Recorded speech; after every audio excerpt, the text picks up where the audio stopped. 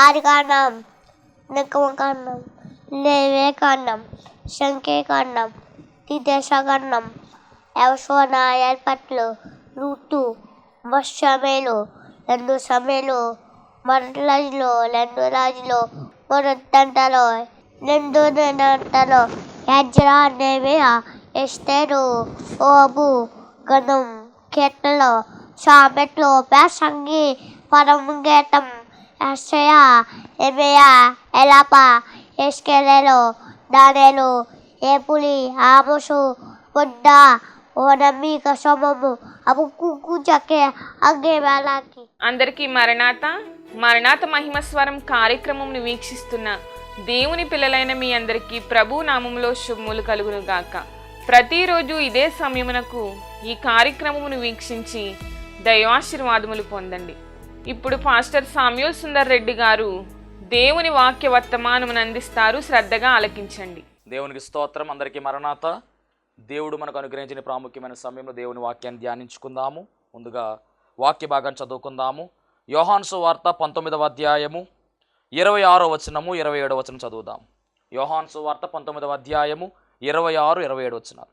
యేసు తన తల్లియు తాను ప్రేమించిన శిష్యుడును దగ్గర నిలుచుండట చూచి, అమ్మా ఇదిగో నీ కుమారుడు అని తన తల్లితో చెప్పెను. తరువాత శిష్యుని చూచి, ఇదిగో నీ తల్లి అని చెప్పెను. ఆ గడియ నుండి ఆ శిష్యుడు ఆమెను తన ఇంట చేర్చుకొనెను. మహాపరిశుద్ధుడా, మహాగణుడా, మహిమగల దేవాన్ని ఘనమైన నామానికి వందనాలు, స్తోత్రాలు, స్తుతులు చెల్లించుకొనిచున్నాం. ప్రభువా, ఈ శ్రేష్టమైనటువంటి సమయంలో ప్రభువా, శిలువ మ్రాణం మీద మీరు పలికినటువంటి నాయన అద్భుతమైనటువంటి 7 మాటలలో తండ్రి 3వ మాటను ధ్యానించాలని ఆశపడుతూ ఉన్నాము. దేవానికి వందనాలు. ఇదిగో కొద్ది నిమిషములు మీరే మాతో మాట్లాడమని, మీరే మహిమ పొందుకోమని, నీ బిడ్డలను ఆశీర్వదించమని, ఈ మాట ద్వారా ప్రభువా మేము నేర్చుకోవాల్సినటువంటి పాఠమును మాకు నేర్పించమని యేసు నామములో అడుగుచున్నాం పరమ తండ్రి. ఆమేన్. దేవనామమును మీ ఎల్లరికూ శుభములు కలుగునుగాక. ఆమేన్. మరి యేసుక్రీస్తు ప్రభువారు శిలువ మ్రాణం మీద పలికినటువంటి 7 అద్భుతమైనటువంటి పలుకులలో 3వది మనము ధ్యానించవలసిన వారమై ఉన్నాము. ఈ చివరి మాటలు చాలా ప్రాముఖ్యమైనటువంటి మాటలు. యేసుక్రీస్తు ప్రభువారి నోట ఏ మాట వచ్చినా అది ప్రాముఖ్యమైనదే. కానీ ఈ చివరి పలుకులు మనకు ఒక్కొక్క మాట ఒక్కొక్క పాఠాన్ని నేర్పిస్తూ ఉన్నాయి. ఒక్కొక్క మాట ఒక్కొక్క అనుభవం నడిపిస్తూ ఉన్నాయి. మరి ఈ 3వ మాటగా ఈరోజు మనము ధ్యానిస్తున్నటువంటి ఈ మాట చాలా అద్భుతమైనటువంటి మాట. విధేయతతో కూడినటువంటి మాట. తన బాధ్యత మర్చిపోకుండా ఆయన నెరవేర్పు గావిస్తున్నటువంటి మాటగా ఈ మాట చెప్పబడుతూ ఉంది. బాధలో కూడా బాధ్యతను విడవని యేసు అనేటటువంటి టైటిల్ దీన్ని పెట్టుకుంటే చాలా బాగుంటుంది. బాధలో కూడా బాధ్యతను విడువని యేసు. ఒక విధేయత అనేటటువంటి లక్షణము ఈ మాటలో కనబడుతూ ఉంది. ఒక బాధ్యత అనేటటువంటి లక్షణము ఈ మాటలో కనబడుతూ ఉంది. ఏమిటి అంటే కనుక ఆ మాటే 3వ మాట, అమ్మా ఇదిగో నీ కుమారుడు, ఇదిగో నీ తల్లి అని చెబుతున్నటువంటి మాట. అప్పగింతలతో కూడినటువంటి మాట. తన తల్లి యొక్క బాధ్యతను తన శిష్యుడుగా ఉన్నటువంటి యోహానుకు ప్రభువు అప్పగిస్తూ ఉన్నాడు. విడిచిపెట్టలేదు, తల్లిని అప్పగించి వెళుతూ ఉన్నాడు. అలాంటి ఈ 3వ మాటను బట్టి మనం ఏమి నేర్చుకోవాలో మరి వాక్యము ద్వారా మనము ముందుకు సాగుదాము. ముందుగా యేసుక్రీస్తు ప్రభువారు మరి శిలువ మ్రాణం మీద ఉన్నాడు. ఆయన ఉదయం 9 గంటలకు ఆయన్ని సిలువెక్కించేశారు. ఆయన శిలువ మ్రాణం మీద ఉండి మొట్టమొదటిగా పైకి చూస్తూ, తండ్రి వీరేమి చేయుచున్నారో వీరెరుగురు గనక వీరిని క్షమించండి అని ఆయన ప్రార్థన చేశాడు, పైకి తండ్రి వైపు చూస్తూ. రెండవదిగా మనం గమనించాము, ప్రక్కన ఉన్నటువంటి దొంగ వైపు చూస్తూ, నేడు నీవు నాతో కూడా పరదైసులో ఉందని ఆయన పలికాడు. మూడవదిగా క్రింద ఉన్నటువంటి తల్లిని అలాగే శిష్యుడును చూచి పలుకుతున్నటువంటి 3వ మాట, అమ్మా ఇదిగో నీ కుమారుడు, ఇదిగో నీ తల్లి అని అప్పగింతలతో కూడినటువంటి మాట చెబుతూ ఉన్నాడు. అంటే మొదటి మాట పైకి చూసి పలికిన మాటగా, రెండవ మాట పక్కకు చూసి పలికిన మాటగా, మూడవ మాట క్రింద ఉన్నటువంటి తన తల్లిని శిష్యుడిని చూచి పలికిన మాటలుగా, మరి ఈ 3 మాటలు మనము గమనించవలసిన వారమై ఉన్నాం. ఇంకా మనం అర్థం చేసుకోవాల్సిన విషయం ఏమిటంటే కనుక యేసుక్రీస్తు ప్రభువు వారు సిలువ మీద ఉన్నప్పుడు సిలువకు దగ్గరగా ఎంతమంది ఉన్నారు అంటే కనుక 5 మాత్రమే కనబడుతూ ఉన్నారు. అదేంటి మిగిలిన వారు ఏమైపోయారు? ఆ 5 మాత్రమే ఉన్నారు. మిగిలిన వారు ఏమైపోయారు అంటే కనుక మిగిలిన వారు ఆయన దగ్గరకు రాలేదు. చాలామంది దూరంగానే ఉండిపోయారు. అనేక మంది ఆయన వెంబడించిన వారు ఉన్నారు. ఏమైపోయారు వారు?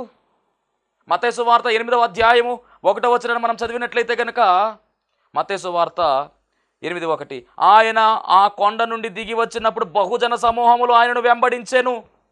అనేక మంది ఆయన వెంబడించారు. ఆ వెంబడించినటువంటి వారందరూ ఏమైపోయారు? 5,000 మంది. ఒక సందర్భంలో మనం గమనించాము, 5 రొట్టెలు 2 చిన్న చేపలు 5,000 మంది తిన్నారు. 12 గంపలు మిగిలాయి. ఆ 5,000 మంది, అలాగే అక్కడ ఉన్నటువంటి స్త్రీలు, అలాగే పిల్లలు ఏమైపోయారు? అనేక రోగాలతో ఆయన వెంబడించినటువంటి వారు, రోగాలు తగ్గిన తర్వాత కూడా ఆయన వెంబడించిన వారు ఉన్నారు. వారేమైపోయారు?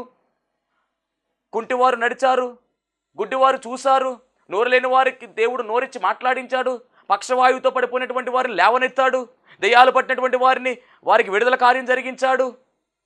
మరి వీళ్ళందరూ ఏమైపోయారు? అలాగే మరణ పడకల మీద ఉన్నటువంటి వారిని లేవనెత్తాడు, చనిపోయినటువంటి వారిని లేవనెత్తాడు. మరి లాజరు ఏమైపోయాడు? మరి ఏమైపోయింది? మార్త ఏమైపోయింది? వీళ్ళందరూ ఏమైపోయారు? గమనించాలి. ఎక్కడికి వెళ్ళిపోయారు వీళ్ళందరూ కూడా? జనసమూహాలు గుంపులు గుంపులుగా ఆయన వెంబడించేవారు. ఆయన వెంబడించినటువంటి వారు లేరు. శిష్యులు ఏమైపోయారు? ఆయన శిలువ మీద వేలాడుతూ ఉంటే దగ్గరగా నాన్నవారు ఎవరూ లేరు. దగ్గరగా ఆయన వెంబడించిన వారు కానీ ఆయన శిష్యులు కానీ ఎవరూ కనపడట్లేదు. కానీ 5 మాత్రమే ఆయనకు దగ్గరగా ఉన్నారంటండి. అంటే మిగిలిన వారందరూ కూడా ఎక్కడ ఉన్నారంటే గవిలి అవతల ఉన్నారు. ఆయనకు దగ్గరగా ఎవరు రాలేదు. ఆయన మాత్రమే శిలువ మ్రాను మీద వేలాడుతూ ఉన్నాడు. ఇటు పక్కన ఒక దొంగ, అటు పక్కన ఒక దొంగ, 2 దొంగల మధ్యలో ఆయన వేలాడుతూ ఉన్నాడు. ఇది కూడా లేఖనమే. దేవునికి మహిమ కలుగునుగాక. ఎంత అద్భుతమైనటువంటి ఆ కార్యం అది. సర్వమానవాళి కొరకు ఆయన ఒంటరిగా మార్చబడ్డాడు. ఆ సమయంలో 5 మాత్రమే అక్కడ ఉన్నట్టుగా మనం చూస్తూ ఉన్నాము. ఆయనకు దగ్గరగా ఉన్నటువంటి వారు 5 మాత్రమే మనకు కనబడుతూ ఉన్నారు. లూకా సువార్త 23వ అధ్యాయాన్ని మనం గమనించినట్లయితే 23వ అధ్యాయము 27వ వచనం చదువుకుందాము. దేవుని బిడ్డలారా, గొప్ప జన సమూహము ఆయనను గూర్చి రొమ్ము కొట్టుకొనుచు దుఃఖించుచున్న చాలా మంది స్త్రీలను ఆయనను వెంబడించిరి. మరి వీళ్ళందరూ ఏమైపోయారు? చాలా మందిని వెంబడించారు, కానీ దగ్గరకు రాలేదండి ఎవరు కూడా. దగ్గర ఎవరు ఉన్నారు అంటే కనుక 4 స్త్రీలు, ఒకే ఒక పురుషుడు. అంటే శిష్యులలో ఒక్కడు ఆయన. ఉండడానికి 12 మంది శిష్యుల్లో ఒక అతను చనిపోయాడు. 11 మంది ఉన్నారు. ఆ 11 మందిలో ఒకే ఒక్కడు ముందు నిలబడ్డాడు. 4 ఆడవాళ్ళు. మొత్తం 5 మాత్రమే అక్కడ ఉన్నారు. దాంట్లో 4 ఆడవాళ్ళు కనబడుతూ ఉన్నారు. ఎవరు ఆ 4 ఆడవాళ్ళు అంటే కనుక ఇదే మరి యోహాను సువార్త 19వ అధ్యాయము 25వ వచనములో మనకు కనబడుతూ ఉన్నటువంటి వారి పేర్లు మనం చూడవచ్చు. మరియ కనబడుతూ ఉంది. అలాగే మరియ యొక్క సహోదరి అంటే సలోమి, అలాగే క్లోపా భార్య అయినటువంటి మరియా. అంటే అందరూ కూడా మనం గమనించినట్లయితే కనుక మరి మగ్దలేనే మరియ కూడా అక్కడ ఉంది. అంటే 3 మరియలు ఉన్నారు. అలాగే మరి మరియ యొక్క సహోదరి సలోమి కూడా అక్కడ కనబడుతూ ఉంది. అలాగే మరి ఒక శిష్యుడు కనబడుతూ ఉన్నాడు, అతనే యోహాను. ఈ 5 మాత్రమే ఆయనకు దగ్గరగా ఉన్నారు. మిగిలిన వారందరూ కూడా దూరంగా ఉన్నారు. అంటే ఆయన మాట్లాడేటటువంటి మాటలు వినడానికి వారు దగ్గరగా ఉన్నారు. మిగిలినటువంటి వారికి ఆ మాటలు వినపడవు. వారందరూ కూడా దూరంగా ఉన్నారు. చుట్టూ సైనికులు ఉన్నారు, అందరూ ఉన్నారు, కానీ నాన్నవారు ఎవరూ లేరు అక్కడ. ఆయన ఒంటరిగా ఉన్నాడు. వీరు మాత్రమే ఉన్నారండి. ఒకే ఒక్క శిష్యుడు ఉన్నాడండి. అంతమంది పురుషుల్లో ఒకే ఒక నిలబడ్డాడు, అతనే యోహాను. పరిశుద్ధ గ్రంథములో యోహాను సువార్త ఆయనే రాస్తాడు, దేవుడు రాయించాడు. యోహాను మొదటి పత్రిక, 2వ పత్రిక, 3వ పత్రిక ఆయన ద్వారా దేవుడు రాయించాడు. ప్రకటన గ్రంథము రాసింది కూడా భవిష్యత్తు గ్రంథము. ఈ ప్రపంచానికి ఒక భవిష్యత్తును, జరగబోయేటటువంటి సత్యాలను ప్రకటనగా రాయించినటువంటి ఆ ప్రకటన గ్రంథము ఎవరి చేత రాయబడింది అంటే కనుక యోహాను చేత రాయబడింది. ఎంత గొప్ప ధన్యతో, ఎంత గొప్ప ఆధిక్యతో. శిష్యులందరిలో చివరిగా చనిపోయాడు. చాలా సింపుల్గా ఆయన చనిపోవడం జరిగింది. కాగుతున్నటువంటి నూనెలో వేశారు, ఆయన హింస పెట్టారు. పద్మాసు లంకలో వేసేశారు, అయినప్పటికీ దేవుడు తోడుగా ఉన్నాడు. పరలోకంలోని తీసుకువెళ్ళి అక్కడున్న వైభవాన్ని కనులారా చూపించి రాయించాడు చేతులారా. అలాంటి వైభవాన్ని అందుకున్నాడండి ఈ యోహాను.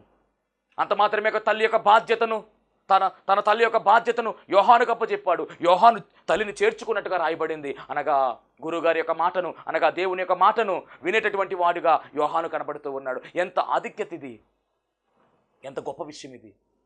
అనేక మంది ఉన్నారు, అనేక మంది విడిచిపెట్టేశారు, కానీ అక్కడ ఉన్నదల్లా 5 మాత్రమే కనబడుతున్నారు. మరి ఒక పర్యాయం చెప్తూ ఉన్నాను. యోహాను సువార్త 19వ అధ్యాయము 25వ వచనంలో ఈ విషయాలు కనబడుతున్నాయి. మరియా అనగా యేసుక్రీస్తు ప్రభువు తల్లి అయినటువంటి మరియా అక్కడే ఉంది. అలాగే మరి యొక్క సహోదరి, ఆమె పేరు సలోమి, అలాగే క్లోపా భార్య అయినటువంటి మరియా, అలాగే మగ్దలేని మరియా, ఇలా 4 వారికి ఎదురుగుండా ఎవరున్నారంటే ఒకే ఒక శిష్యుడు, ఆయనే యోహానుగా కనబడుతూ ఉన్నాడు. ఇప్పుడు ఈ మాట పలుకుతున్నటువంటి ఈ విషయంలో మనకు ఈ 3వ మాటలో 3 ప్రధానమైనటువంటి పాత్రలు కనబడుతూ ఉన్నాయి.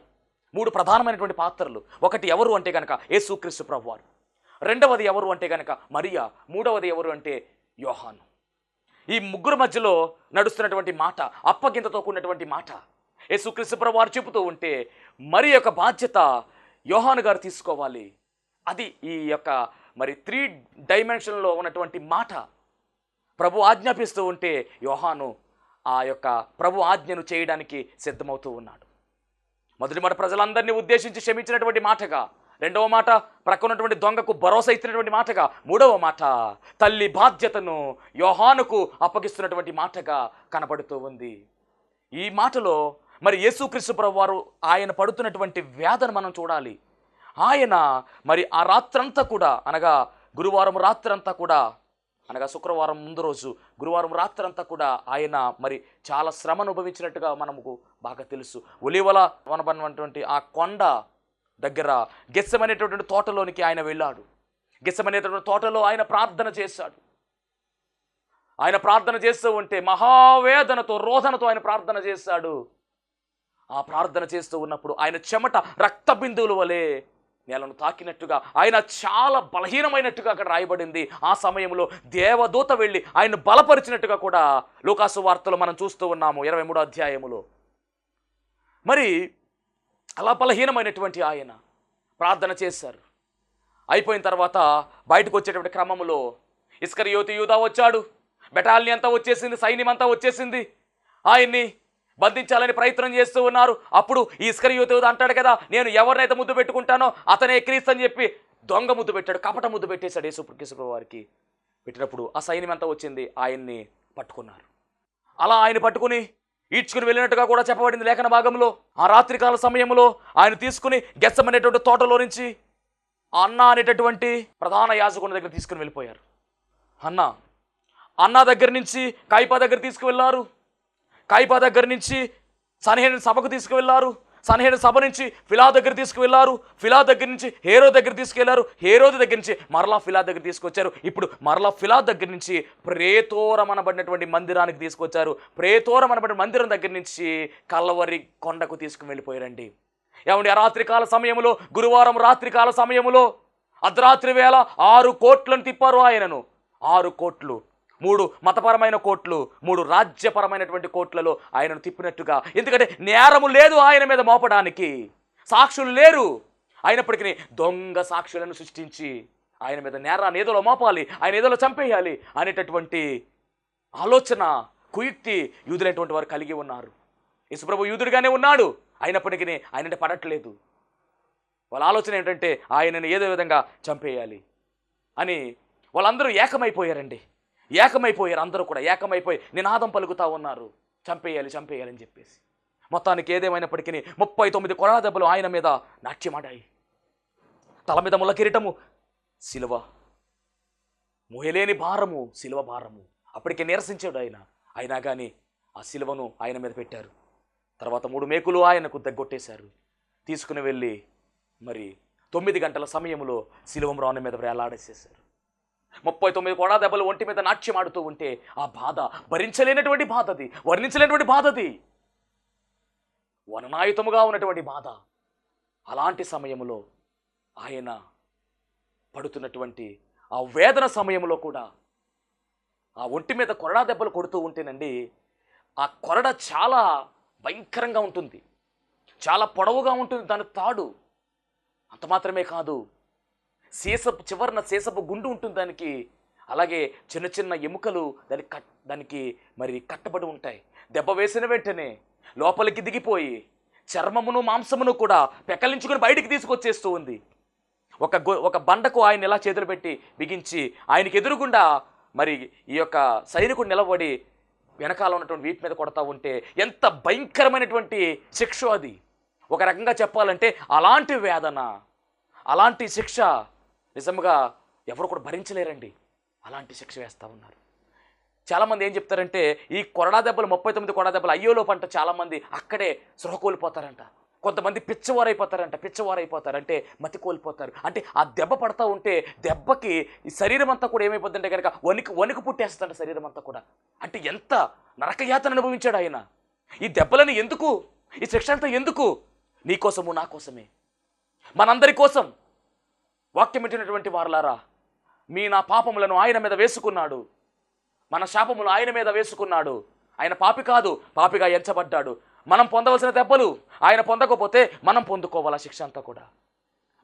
మనకు శిక్ష లేకుండా రక్షణ ఇచ్చి ఆయన శిక్షకు గురైపోయాడు. ఆయన పడుతున్న వేదన, ఆ వేదన మనం తలంచుకుంటూ ఉంటే నిజంగా కన్నీరు మున్నీరు అవుతుందండి. మన కోసం అంత త్యాగం చేశాడు ఆయన. ఆయన కోసం మనం ఏం చేయగలుగుతూ ఉన్నాం? అంత బాధలో కూడా తల్లిని మర్చిపోలేనటువంటి ప్రేమ అండది. అయ్యో నా తల్లి అంటే అన్నదమ్ములు లేరా? అన్నదమ్ములు కూడా వ్యతిరేకంగా ఉన్నారు అక్కడ. ఆయన విడిచిపెట్టేశారు వారు కూడా. బాధ్యత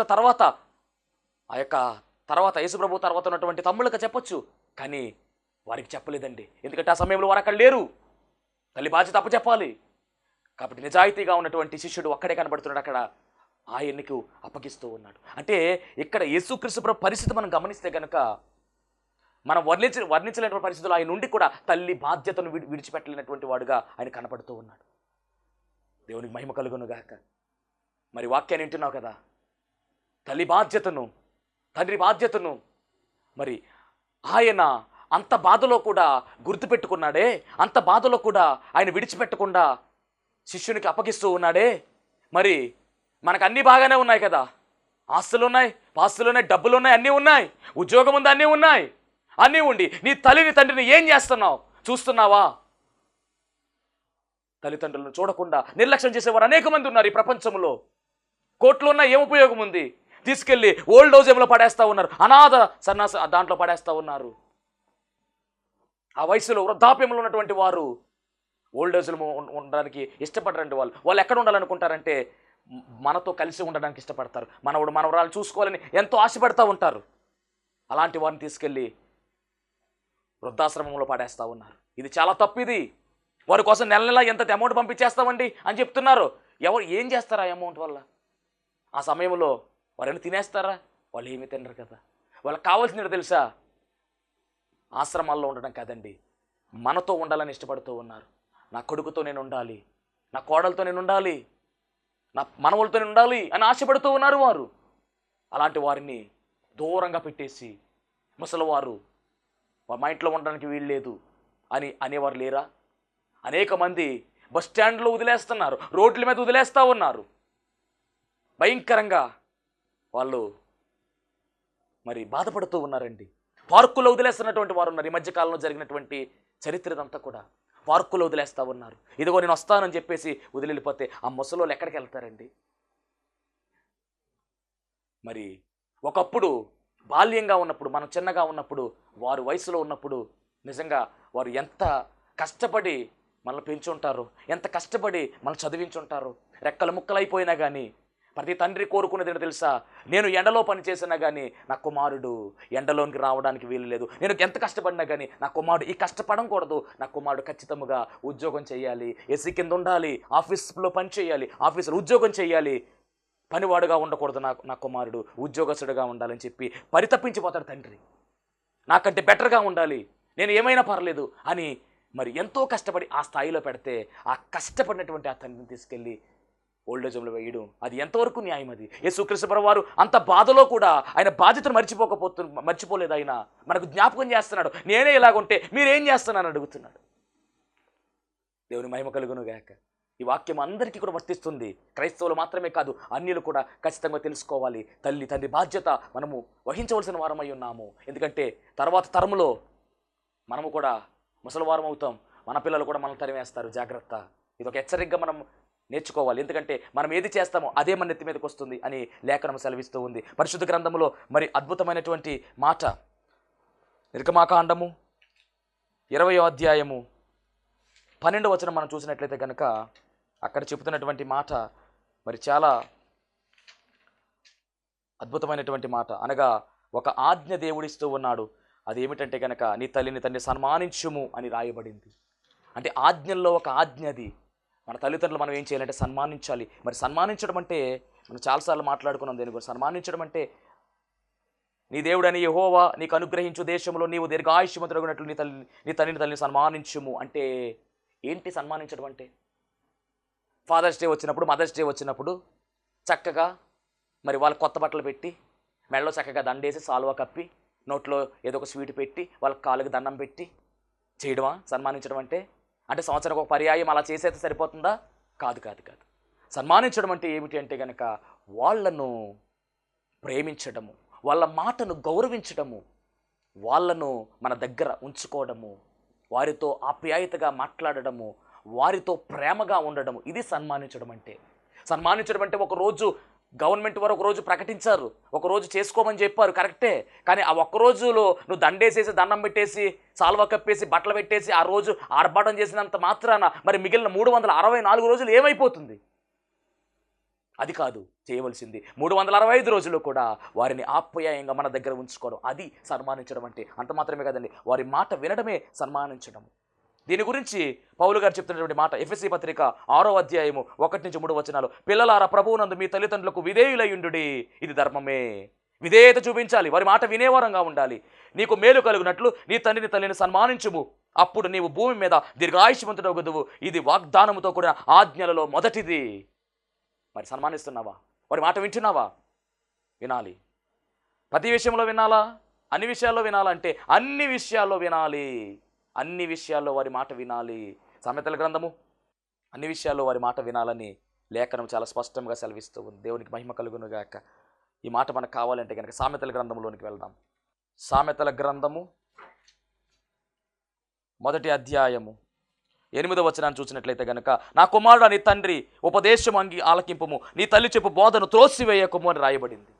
అంటే తల్లిదండ్రుల మాట మనం వినాలి, వారిని అంగీకరించాలి, వారి ఉపదేశం వినాలి. అన్ని విషయాల్లో వినాలంటే కనుక అన్ని విషయాల్లో వినాలని చెప్పేసి కొలస్సీ పత్రిక 3వ అధ్యాయము 20వ వచనంలో చాలా స్పష్టముగా దేవుడు రాయించాడు. దేవునికి మహిమ కలుగును గాక.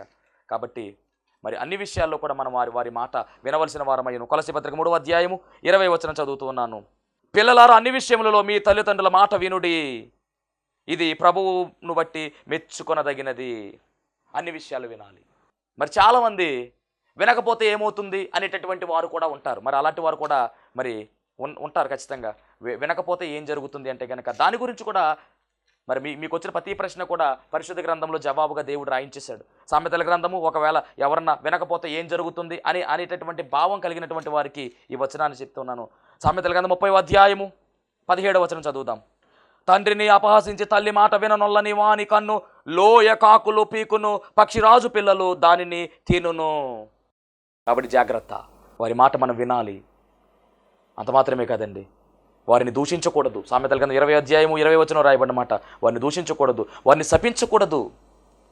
నిర్గమాకాండము 21వ అధ్యాయం 17వ వచనం ప్రకారము వారిని శపించకూడదు. అంత మాత్రమే కాదు, 21:15లో వారిని కొట్టకూడదు, వారికి భయపడి జీవించాలి. సంతోషము కలిగించేలా వారిని సంతోషపరిచే విధంగా మనం ఉండాలి. యేసుక్రీస్తు ప్రభువు వారి శిలువ మ్రాను మీద నీకు తెలియజేసిన మాట ఏంటో తెలుసా?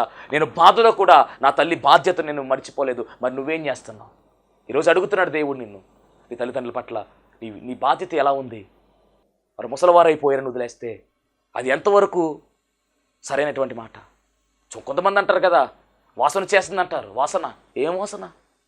నువ్వు చిన్నతనంలో ఉన్నప్పుడు నిన్ను ఎత్తుకున్నారు వారు, అప్పుడు నిన్ను వాసన అని ఉంటే అప్పుడే దాన్ని నిన్ను తీసేద్దాను కదా. కానీ ఆ సమయంలో నిన్ను ఎత్తుకొని పెంచారు, నీకోసం ఎంతో కష్టపడ్డారు. తల్లి ఎంతో కష్టపడింది, తండ్రి ఎంతో కష్టపడి పెంచారు. అలాంటి సమయంలో వారు వృద్ధాప్యంలోకి వచ్చినప్పుడు వాసన అనడము సరైనటువంటి పద్ధతి కాదు. తల్లిని తండ్రి సన్మానించాలి, ప్రేమించాలి. అంత మాత్రమే కాదు, తల్లిదండ్రుల కన్నా ఎక్కువగా అత్తమామలను కూడా అలాగే ప్రేమించాలని దేవుని వాక్యం సెలవిస్తూ ఉంది. వారు తక్కువేం కాదు. అమ్మ, అత్తమ్మ మనకు ఇంకా ఎక్కువ. కాబట్టి మరి వ్యతిరేకంగా ఉన్నటువంటి వారు గమనించాలి ఈ మాట. వారిని కూడా మనం ప్రేమించాలి, తల్లిదండ్రులను ప్రేమించాలి, అత్తమామలు ప్రేమించాలి, ఐక్యత కలిగి జీవించాలి. క్రైస్తవ కుటుంబము ఒక రూతు నయోమి వలె అత్త కోడల ముందుకు సాగాలని దేవుని వాక్యం సెలవిస్తూ ఉంది. కాబట్టి నిర్లక్ష్య ధోరణి పని చేయదు. తల్లిదండ్రులను సన్మానించాలి, వారి మాటకు విధేయత కలిగి వారితో కలిసి ఐక్యత కలిగి జీవించాలి. అంతే తప్ప వారిని ఎడబాసి వారిని విడిచిపెట్టి వారిని త్రోసివేసేటటువంటి వారముగా మనం ఉండకూడదు. అది వాక్యానికి మరి విధేయత లేనటువంటి వారు చేసే పని. వాక్యానికి విధేయత మనం చూపించాలంటే దేవుని లేఖనం స్పష్టంగా సెలవిస్తుంది. తల్లిదండ్రులను ప్రేమించాలి, వారిని సన్మానించాలి, వారికి లోబడి జీవించాలి. అలాంటి వారే వారి జీవితాల్లో హెచ్చింపు స్థాయిలోకి వెళతారు. అంత మాత్రమే కాదు, రేపటి దినాన్న ముసలి వాళ్ళు అయిన తర్వాత వారిని వాళ్ళ పిల్లలు కూడా చక్కగా చూసుకోవడానికి అవకాశం ఉంటుంది. అట్టి ధన్యత దేవదేవుడు మనందరికీ అనుగ్రహించునుగాక. ఆమేన్. మహోన్నతునికి వందనాలు, స్తోత్రాలు ప్రభు. ఇదిగో ఈ మాటలో దాగి ఉన్నటువంటి ప్రభు నాయన, ఇదిగో నాయన సత్యాన్ని బిడ్డలు గ్రహించుకునే ధన్యత దయచేయమని, తల్లిని తండ్రిని సన్మానించుమని ప్రభు నీ లేఖనంలో రాయించిన మాట నీ బిడ్డల జీవితంలో ప్రభు నాయన ఇదిగో ఫలింపులోని తీసుకుని వచ్చి ప్రభు నాయన ఎవరైతే ప్రభు వ్యతిరేక దోరలో ఉన్నారో వారందరినీ కూడా మార్చివేసి ప్రభు సహాయం దయచేసి తల్లిని తండ్రిని సన్మానిస్తూ ప్రభు నాయన వారిని గౌరవిస్తూ ముందుకు సాగడానికి సహాయం దయచేయమని యేసు నామములో అడుగుచున్నాం పరమ తండ్రి. ఆమేన్. అందరికీ మరణాత. దేవునికి స్తోత్రం. అందరికీ వందన మరణ తెలియజేస్తున్నాను. మరణాత మహిమస్వరం అనే ఆధ్యాత్మిక కార్యక్రమాన్ని వీక్షిస్తున్న మీ అందరికీ కూడా మరొక పర్యాయము ప్రభు పేర వందన మరణ తెలియజేస్తూ ఉన్నాను. మరి ఈ కార్యక్రమము ఎంతో ఆశీర్వాదంగా ఉందని, ఈ కార్యక్రమం ద్వారా ఎన్నో మేళ్లు పొందుకున్నామని మరి మీరు అందరూ కూడా ఫోన్ కాల్ చేస్తూ ఉన్నారు. చాలా సంతోషము. ఎన్నో అద్భుత ఆశ్చర్యకార్యాలు దేవాదేవుడు ఈ కార్యక్రమం ద్వారా జరిగిస్తున్నారు. దేవుని నామమునికి మహిమ కలుగునుగాక. మరి మీరు చూస్తున్నటువంటి ఈ యొక్క షెడ్ గురించి గతంలో మీకు చెప్పడం జరిగింది. యజమానుడు మరి దీన్ని బేరం పెట్టారని చెప్పేసి దీన్ని తీసుకుంటే ఇక్కడ ఆరాధన జరుగుతుంది, లేకపోతే మనం బయటికి వెళ్ళాలనేటువంటి పరిస్థితిని మీకు చెప్పినందుకు చాలామంది మరి సహకరించారు. కొంతమంది మరి అమౌంట్ పంపించడం జరిగింది, అలాగే ప్రార్థన చేయడం జరిగింది. దేవుని మహాకృపను బట్టి పంపించినటువంటి కొంత అమౌంట్ మరి యజమానుడికి కట్టడం జరిగింది. ఇంకా చాలా అమౌంట్ మనము వారికి ఇవ్వాల్సి ఉంది. కనుక మరి ఈ కార్యక్రమాన్ని వీక్షిస్తున్నటువంటి మీకు ఎవరికైనా కనుక ప్రేరేపణ కలిగినట్లయితే కనుక మరి మీ వంతు సహకారాన్ని అందించండి. ఈ దీన సేవకునికి మీ యొక్క సహకారం అందించి ఈ సేవను మరి ముందుకు వెళ్ళేలాగా సహకరించవలసిందిగా ప్రభు పేరు తెలియజేస్తూ ఉన్నాను. మీకు ఎవరికైనా కనుక మరి ప్రేరేపణ కలిగినట్లయితే కనుక స్క్రీన్ మీద కనపడుతున్నటువంటి ఆ నెంబర్కి ఫోన్పే చేయండి, లేదా ఫోన్ చేసినట్లయితే కనుక నేనే స్వయంగా మాట్లాడతాను. మీ సహకారాన్ని అందించండి. ప్రభు పనిలో మీరు కూడా పాలి భాగస్తులు కావాల్సిందిగా ప్రభు పేరు తెలియజేస్తున్నాను. అందరికీ మరణాత.